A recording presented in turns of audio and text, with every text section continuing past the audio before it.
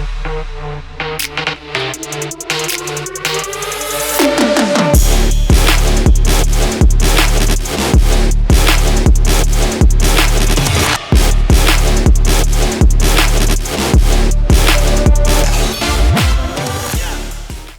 one's a little bit different in regards to what we're doing today. So typically we get together on Fridays for a call party, right? We make our calls, we follow up with either old clients, current clients, people we have under contract, people we're looking to get under contract, and just to attract more business to us, right? But I feel like when we are all together like this in an open forum, we kind of feed off of each other's energy. We ask questions, and sometimes some people get the answers to questions that maybe they had that they haven't asked, right? And whether it be because you don't want to ask in front of everyone, or I don't know, a million reasons why you don't ask it, but somebody else asks that same question, you're like, oh, then that's already been answered, right? So, like you said, this one's going to be a different format of it, right? It's going to be more of a Q&A. So people get to know who they're working with, right? Because a lot of the times, whether it be agents or clients, they're getting phone calls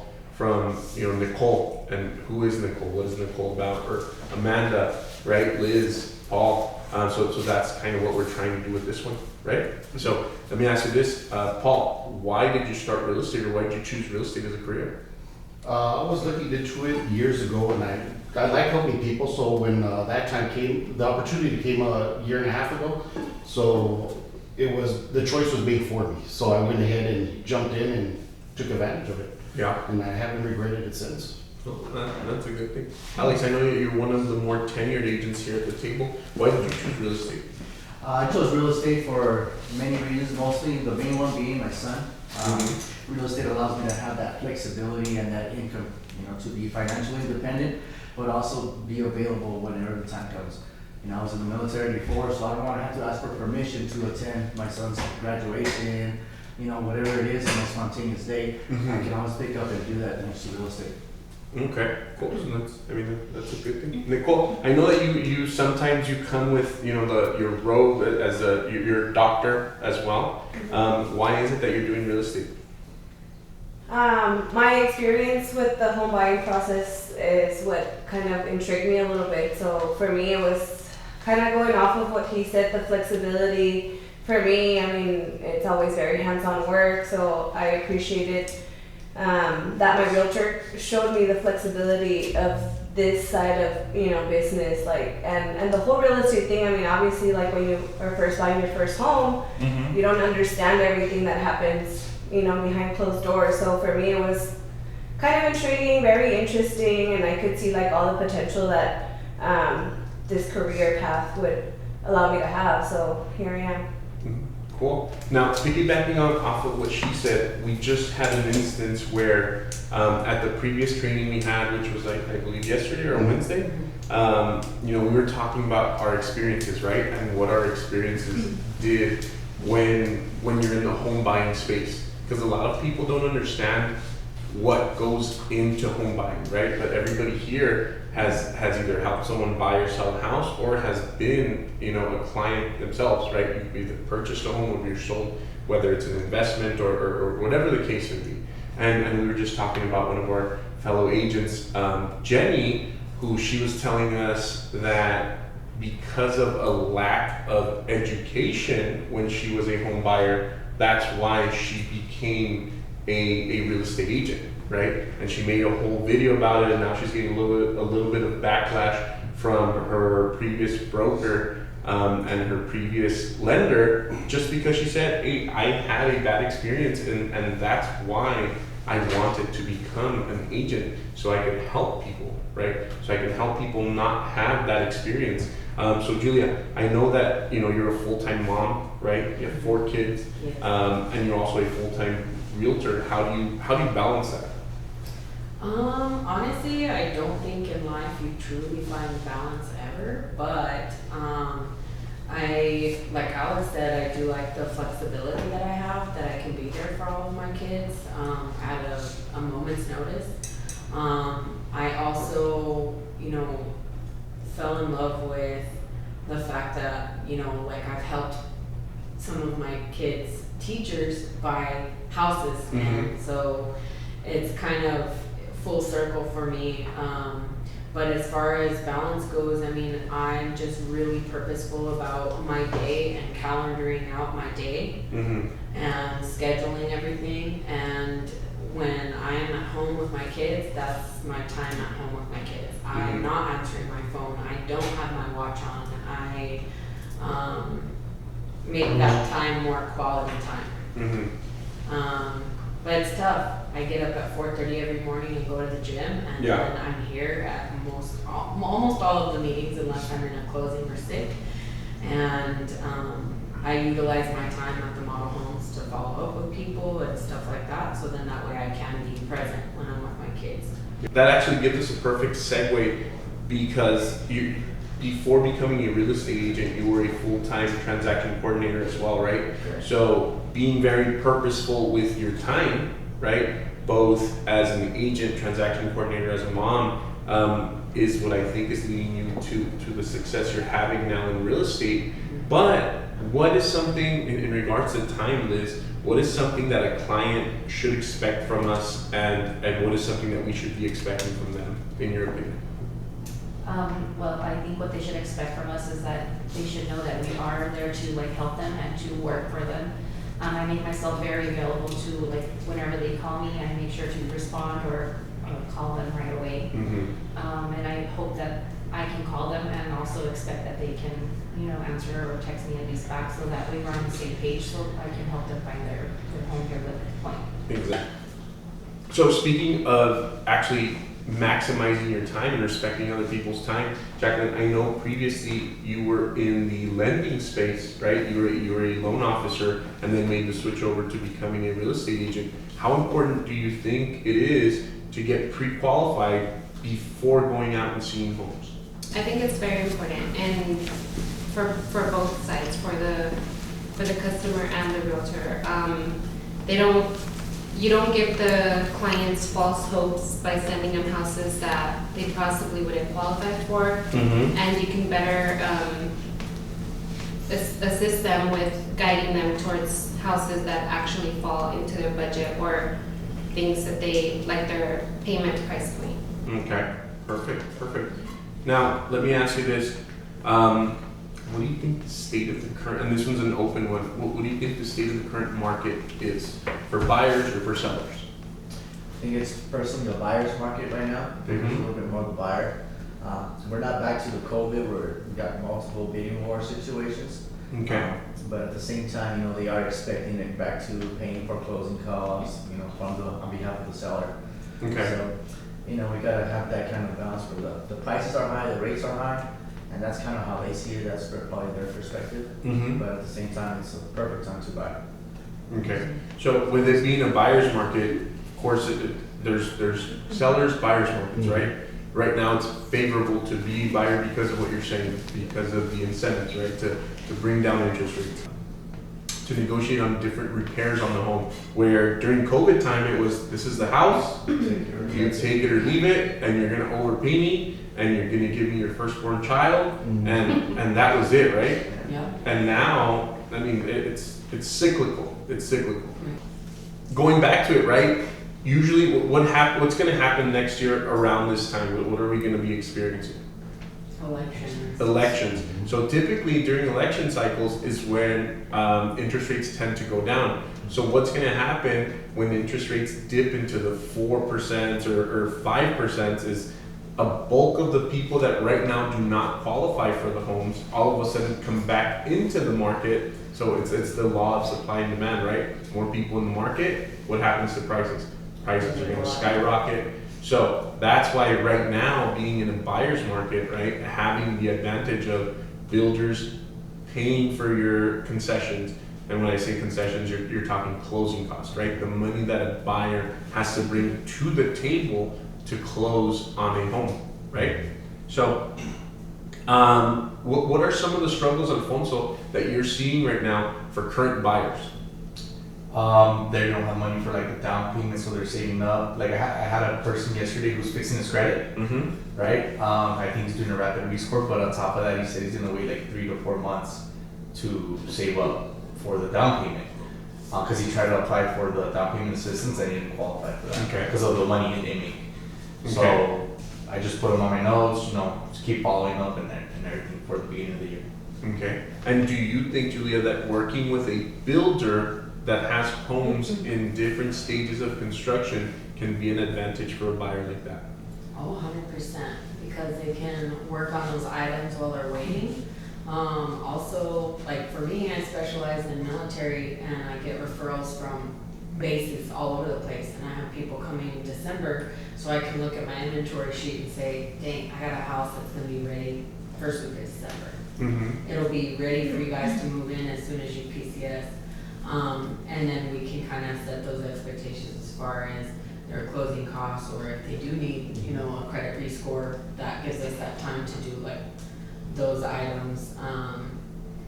But yeah, I mean, I think working with the builder definitely has its advantages when it comes to timeframes and having those homes in all the communities that we have so much flexibility when it comes to that.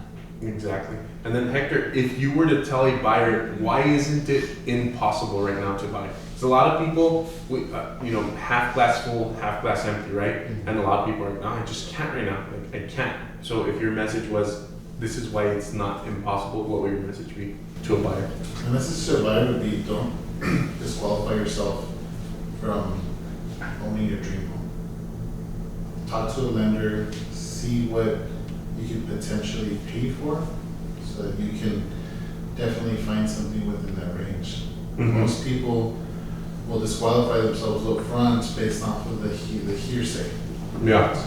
based off of the news outlets, based off of different people that have bought, that are probably buying and haven't had success. And a lot of this has to come down to with who these buyers pick as their agent. I've heard several people tell me that they've spoken to other agents and the agent will disqualify them up front without Mhm. looking at the full picture.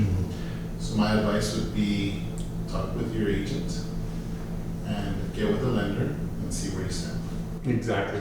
Yeah, so for me, it's always been the philosophy of, you know what, you don't qualify right now. That doesn't mean you don't qualify, right? Because a lot of people, so I need to do my taxes and I need to bring up my credit score and I need to save up for some down payment. Okay, well, you don't qualify to buy a house that's move-in ready, but you do qualify for a house in 8 months if I become your cheerleader for the next 8 months and your personal, a lot of people hire fitness coaches, right? A lot of people hire different coaches for different things. These people, our clients are hiring us to be their coach to purchase a home, and not only purchase a home, but purchase several homes throughout their lifetime, right? Because the average American moves every 5 to 7 years, right? So you don't qualify today, but you will qualify in 8 months if we do the following things, which is number one, we're going to change some of your habits, right? Some of your spending habits. We're going to coach you on, we're going to look at your different spending. If you really want to get, deep with your client, we're going to look at your spending and we can see what you can cut down on so you can start putting some money into a piggy bank for us, right? Into a no-touch account. We're gonna open an account and that's gonna be our down payment account.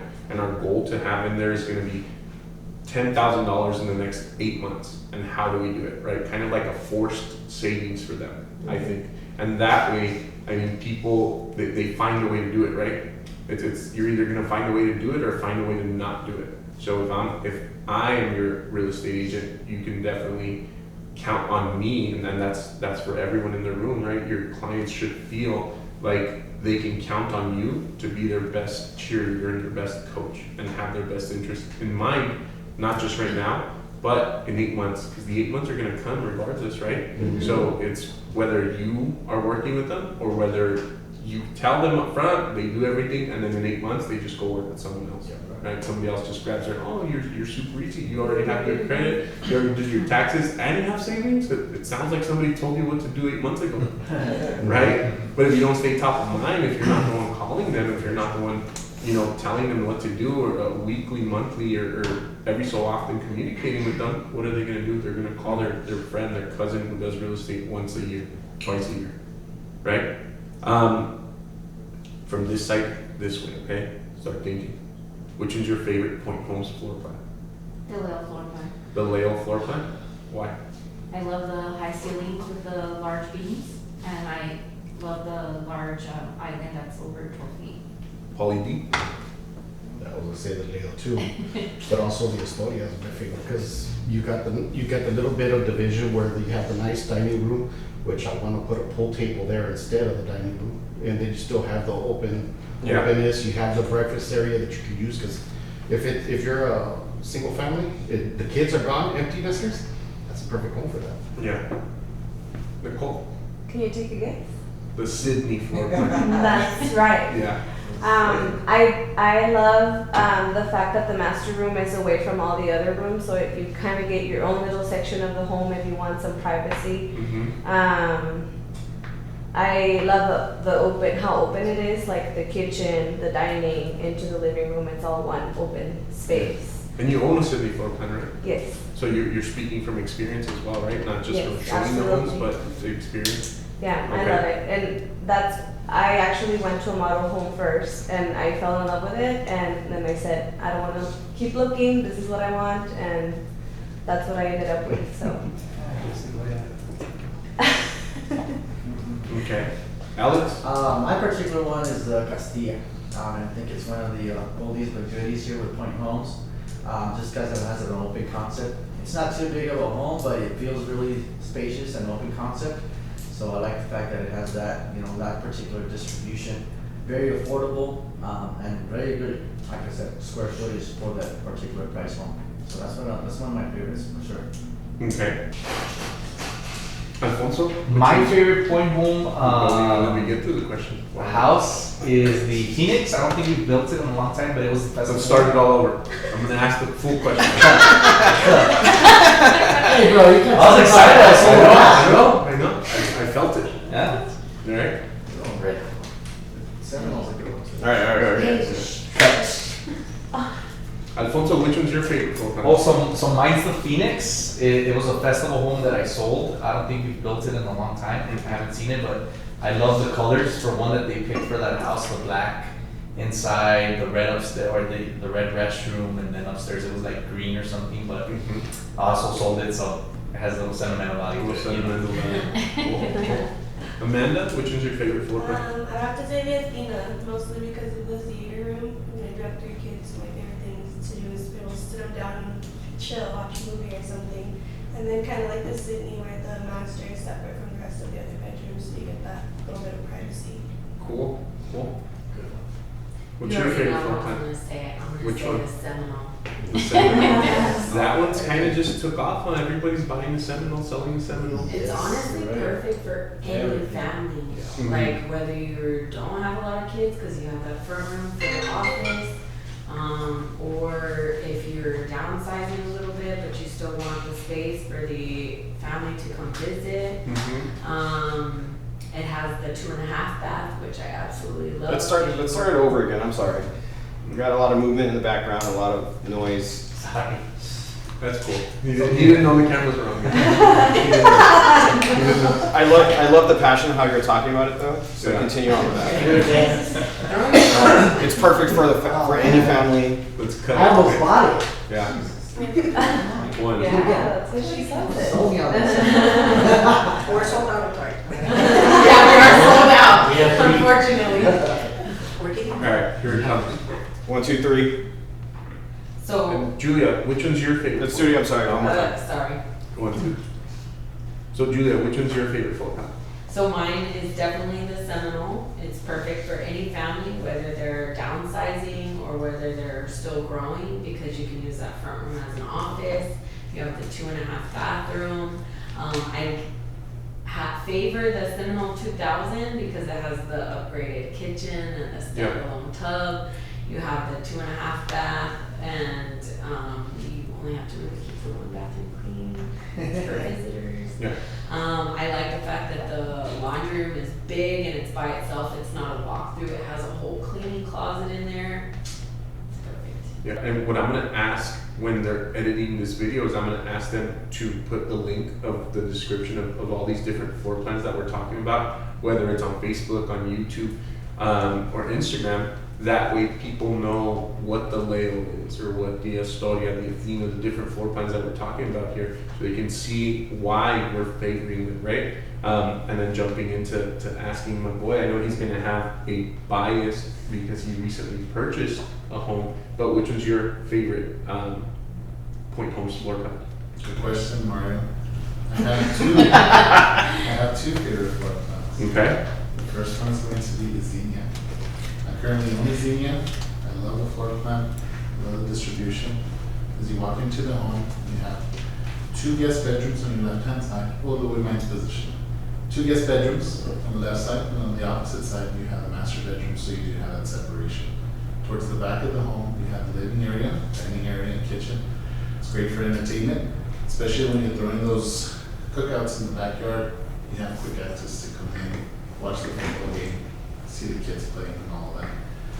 My soon-to-be number 1 is going to be the Astoria. Like Mario said, I'm currently under contract for the Astoria. I know that it's a 4-bed, 3-bath.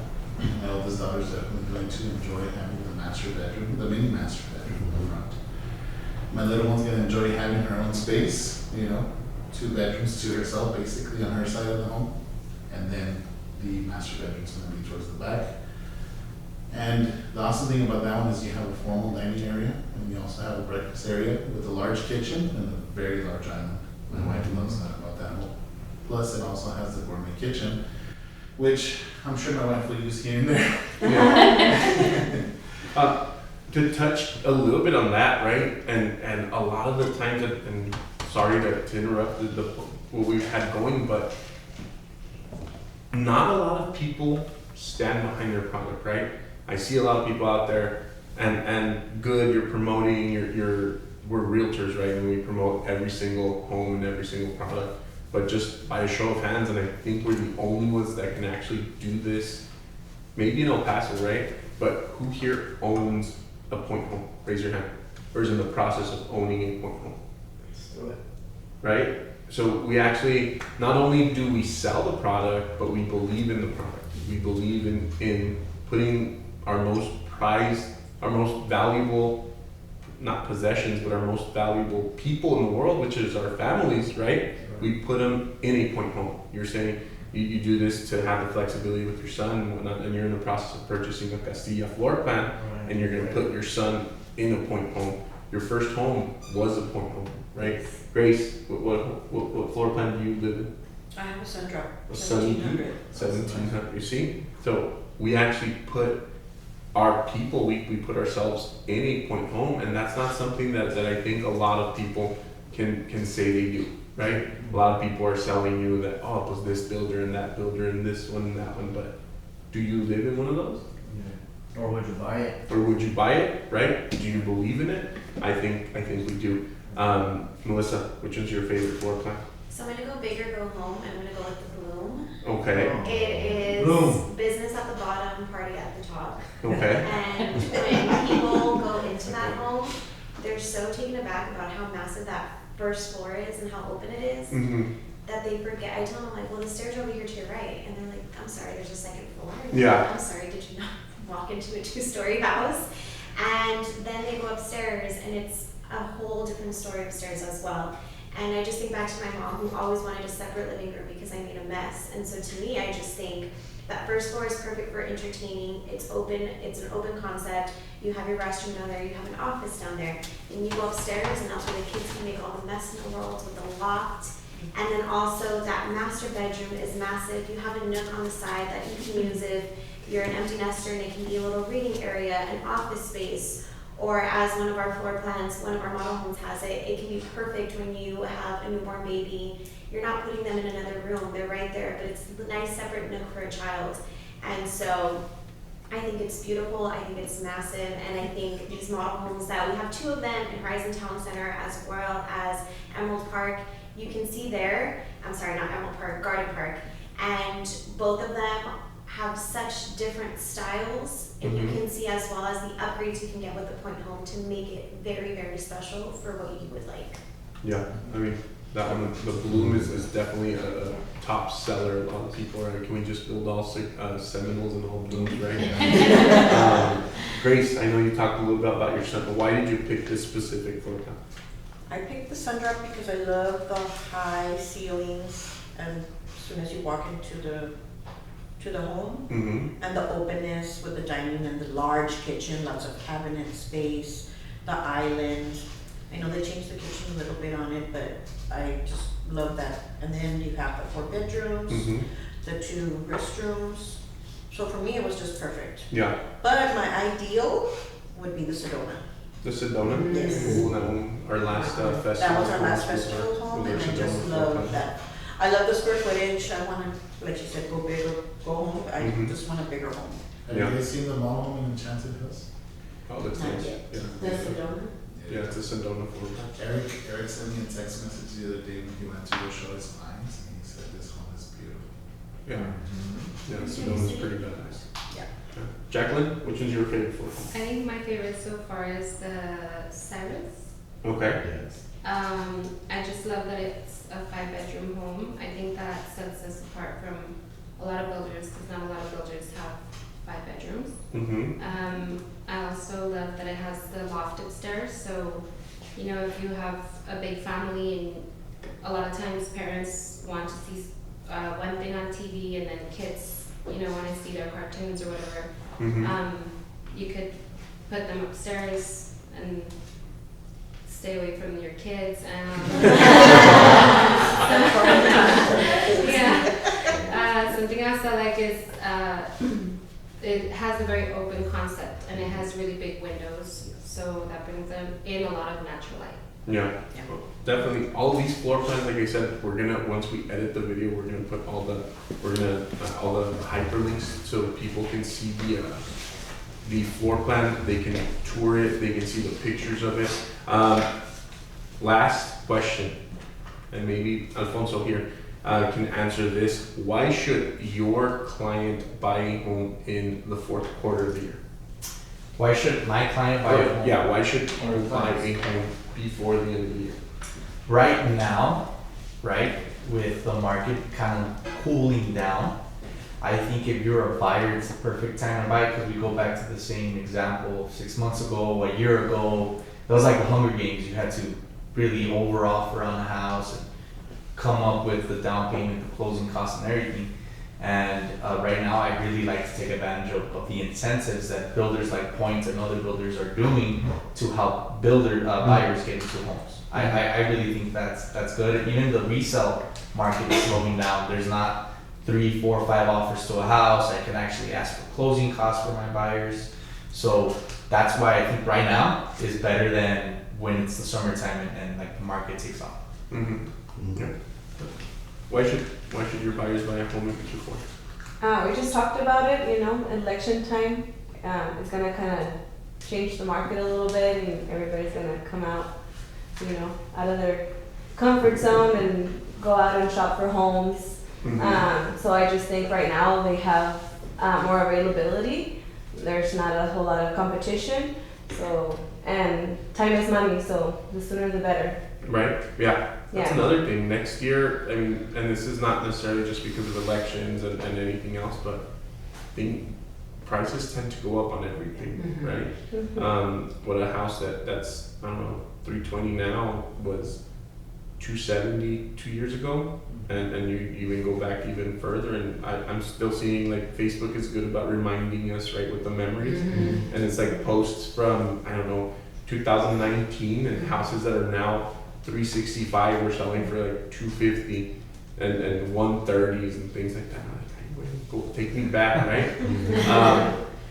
Guys, I want to thank you very, very much for this, you know, for allowing us to have this open discussion and this type of environment. I think it was helpful. I think it's good. And we're going to edit this and clip it out and whatnot, make everyone look like rock stars. Yeah. And we'll put it up on social media and whatnot. Hopefully we can get some people to help out. Yeah. I like it. Sounds good. Stuff. Thank you.